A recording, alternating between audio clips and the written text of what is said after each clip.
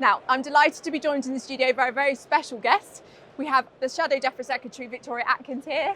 Lovely to see you, Victoria. Thank you so much for coming along. First time to Lamma? It's amazing. I mean, some 40,000 people with all this equipment. It is just the most extraordinary day. And I have to say, I made a choice because I'm supposed to be at PMQs listening to Farmer Harmer Starmer drone on. No choice. No, it was an easy decision for me. Come to Lamma instead. Well, we're delighted to have you here.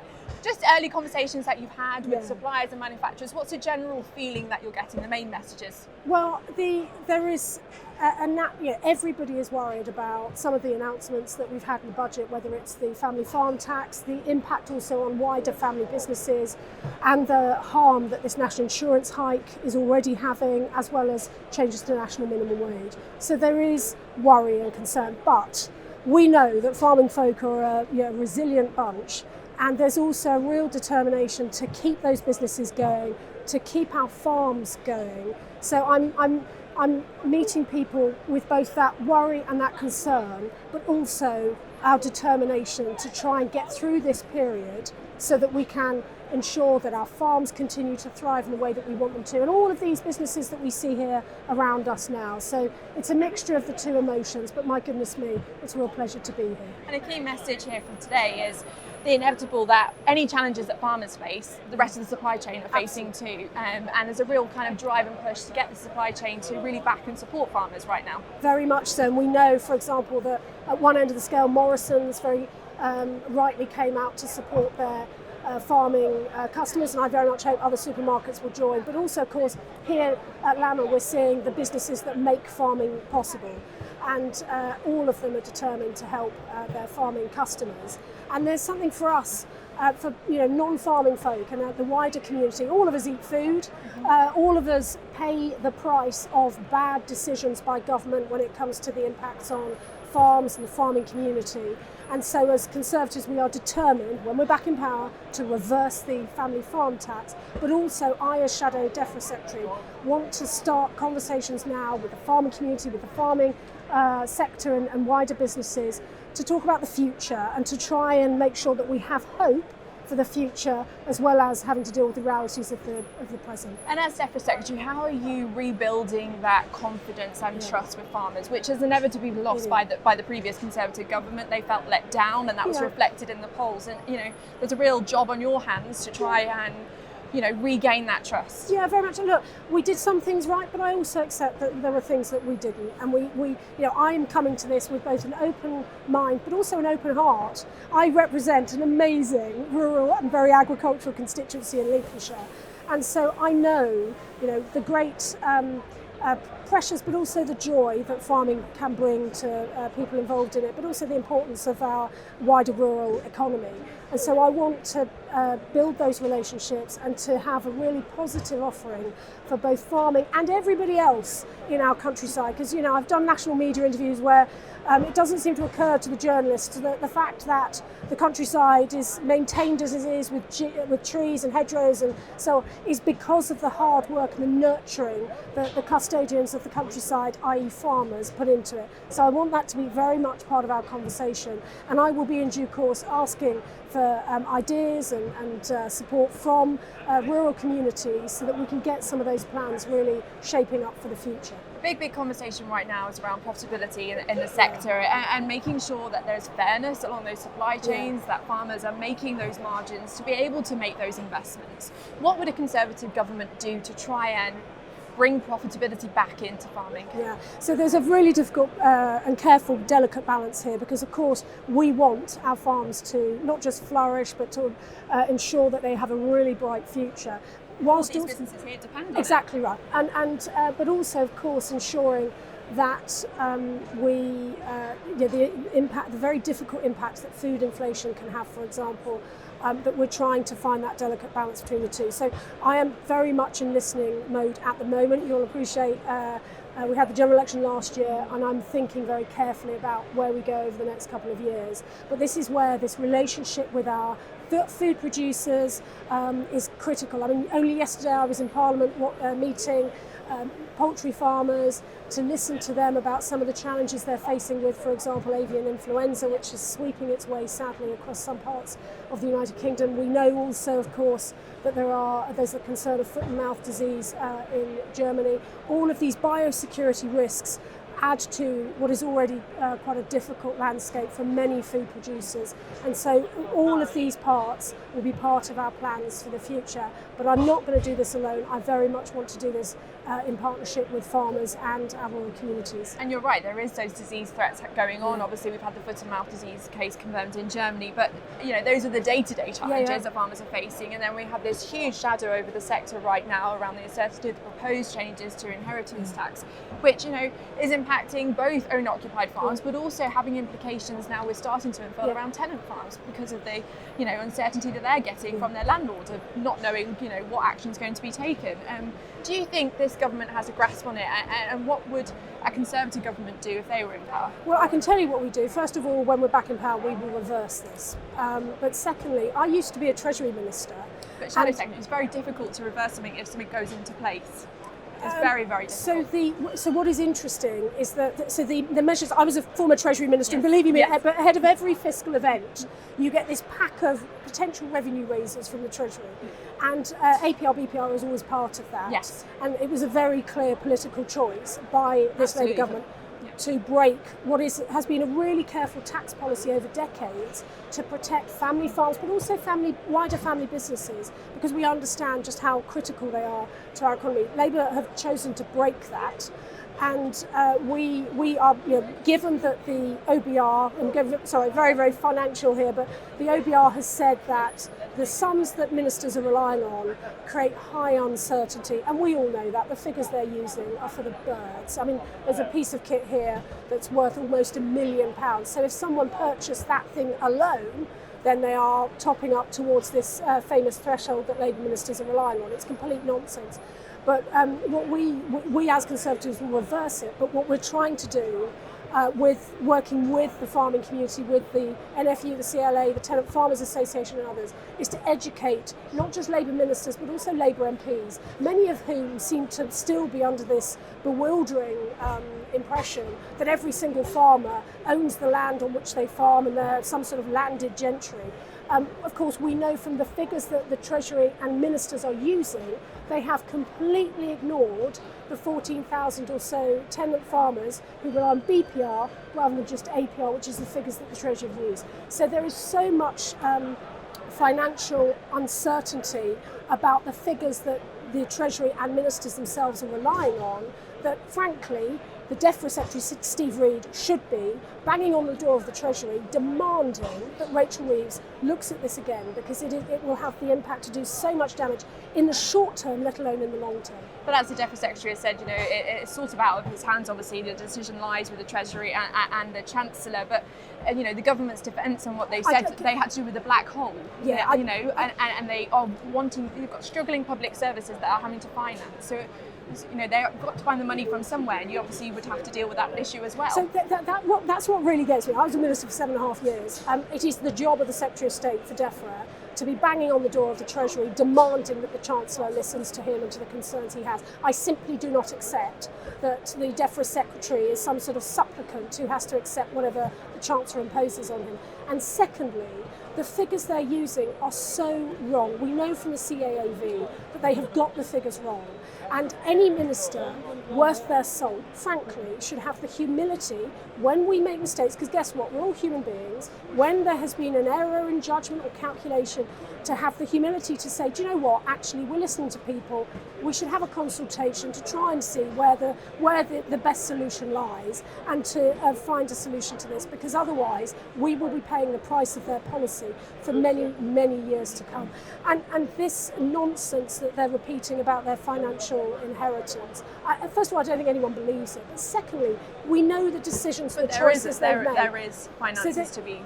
So we know the choices they've made. They've picked on pensioners. They decided to snatch away winter fuel payments from some of the most vulnerable in society. They're now snatching away family farms, claiming that farms some sort of landed gentry that can afford this. They are making political choices, whilst on the other hand giving whopping big pay rises to train drivers, giving huge benefits to other parts of the public sector. And those are political choices. If that's their choice, okay, but they need to own it. They cannot be blaming other people for the decisions they are making today. Obviously, the Labour government aren't here to give that right reply to that, but they would say that obviously they have public services that are in desperate need of being financially supported. Something that I really want to... maths, because interestingly, because as former health secretary, obviously I take a particular interest in what they're saying about the NHS. And the figure that the extra investment that they have put into the NHS at this budget, claiming that it's being partly paid for by farming families and pensioners. In fact, if you look at that money, although it's an enormous amount of money, don't get me wrong, the NHS it has an economy, it has a budget almost as large as the whole economy of Greece. Nonetheless, a lot of people here in our communities depend on it. Of course, but the money that they're investing over 2 years, in fact, is going to go on pay rises and national insurance hikes. We are not going to see the sort of meaningful change on the front line that all of us want to see, myself included. And so I would just, again, these figures, they're using them with such confidence.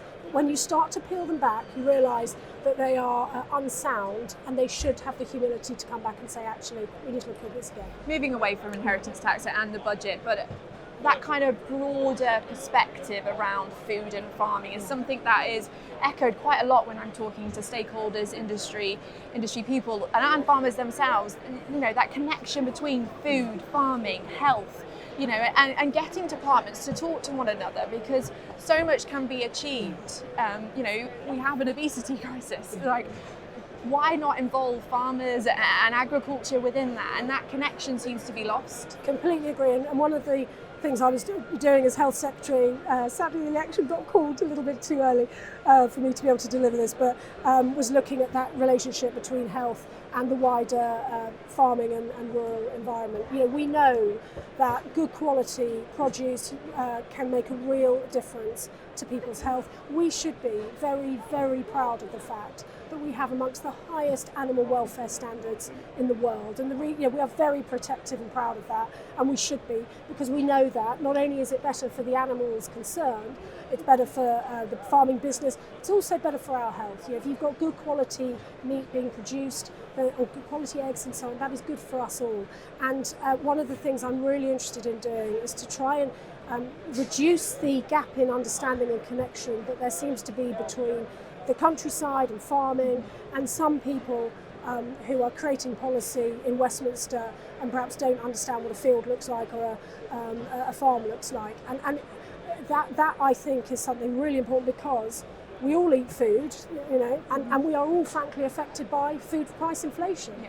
And so if we get that balance right, we will not have to import as much food as we are having to, sadly, as farms start to retract, and the impact on machinery here, I'm afraid, will have a longer term impact. But we'll also be able to preserve our beautiful countryside and ensure that we have that connection with the better health that we all want to see. We talked about it briefly at the beginning, but fairness in the supply chain is just such a critical thing. It's a narrative that comes up time and time again in terms of making sure that the producers get a fair price. How would a Conservative government ensure that?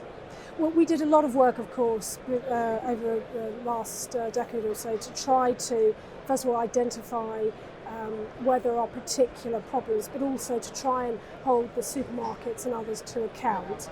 I fully accept that work is not completed. I wish it were. But as I say, there is that delicate balance between ensuring we get fair prices for producers, which we all want to see, and ensuring that food prices for British homegrown produce, we are not seeing an impact on food price inflation. It's why we've got to ensure that we're stripping out unnecessary costs and burdens for producers, for farmers and others. We've got to ensure that when contracts, etc., are drawn up, that they not only are drawn up fairly for producers, but also people are being paid on time.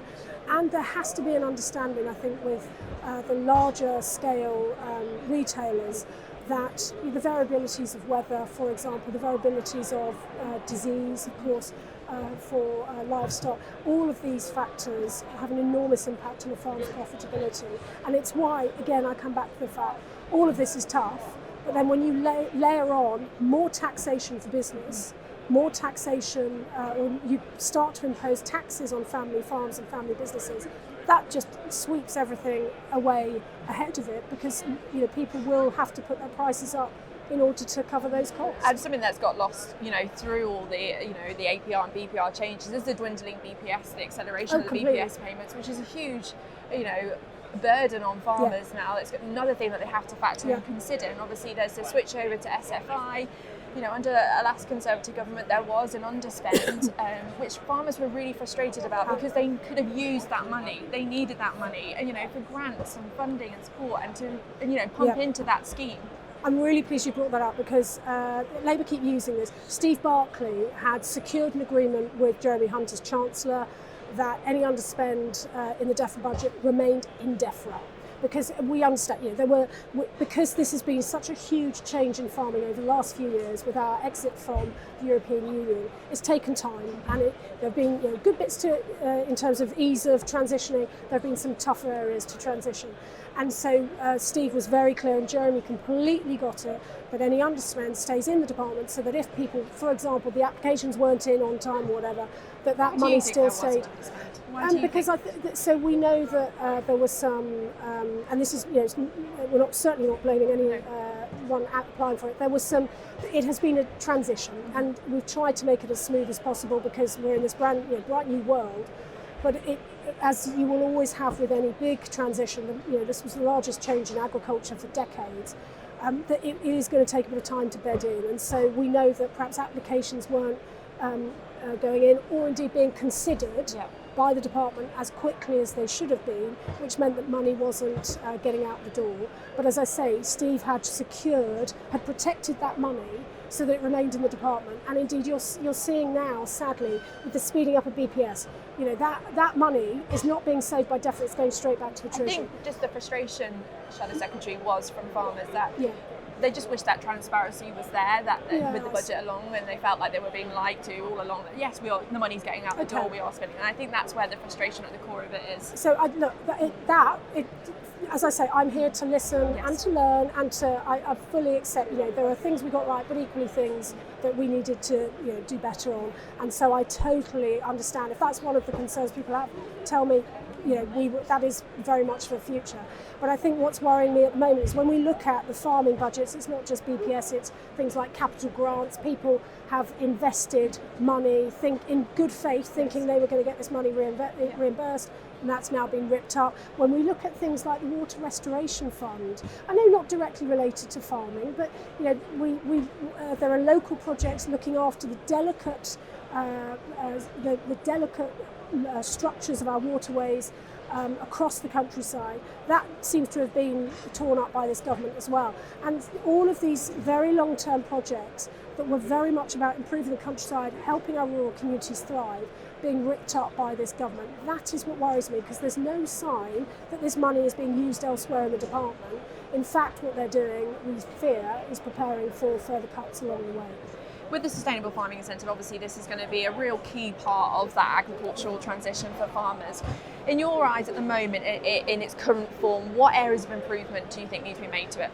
So I think first of all the speed, actually touching on what we were talking about earlier on, the speed at which those departments, rural payment agency, up to scratch, and that's been something that has been an ongoing issue for many years now. Believe you me, I've written many letters to the RPA for my farmers, believe me.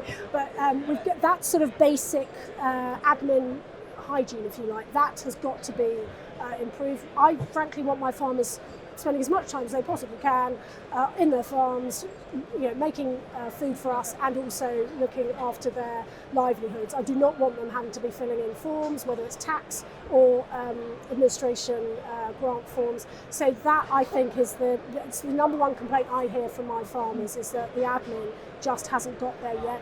It was always going to take a bit of time, because it's such a vast change.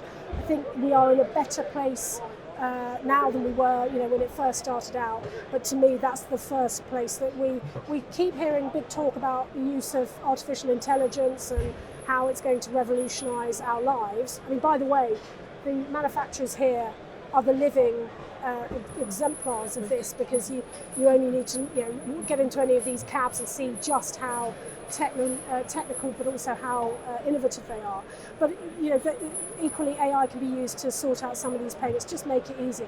The fact that I was having to write to the RPA to argue over tiny stretches of land that they seem to have taken issue with, that is a waste of everybody's time. We need to find better ways of being more efficient. Being more efficient, exactly. Definitely. Before we close this interview, just wanted to ask you one final thing. What do you think is the key challenge farming will face in 2025, and what is the biggest opportunity? You can keep it brief, so I'll just I think the biggest challenge actually is the threat to livelihoods with the national insurance hikes, the impact of the national minimum wage rises as well, and then the long-term, both the short-term, medium-term and long-term worry about inheritance tax, because that's definitely having a problem, causing massive problems. We know that tractor registrations are at their lowest levels since 1998. It's because people are taking a bit of a hit with confidence in the economy. In terms of our opportunities, look, you've only to see the people here today to see the enthusiasm, the determination, the resilience of our farming community. And so, I will always back British farmers. And I think with our determination, if 5 farmers can organise a rally that brought 45,000 people to Whitehall, and they did it in 2 weeks using their mobile phones, I think farmers can do pretty much anything. Anything is possible. And I will be very much standing side by side with them to ensure that not just nationally, but internationally, the quality of British farming is understood, and that we're loud and proud about it. Perfect. Thank you ever so much, Shadow Defra Secretary Victoria Atkins. Thank you. So much. Thank you very much.